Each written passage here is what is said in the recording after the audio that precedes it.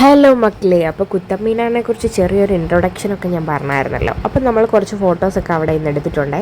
നമ്മൾ ആ മോസ്കിലോട്ട് കയറുന്നതിന് മുന്നേ ആയിട്ട് ഇങ്ങനെ കേട്ടോ, ഇതുവഴിയാണ് നമ്മൾ അകത്തോട്ട് മോസ്കിലേക്ക് പ്രവേശിക്കുന്നത്. അപ്പോൾ അവിടെ നിന്ന് കുറച്ച് ഫോട്ടോഷൂട്ടിനൊക്കെ ശേഷം നമ്മൾ നേരെ അകത്ത് കയറി കേട്ടോ.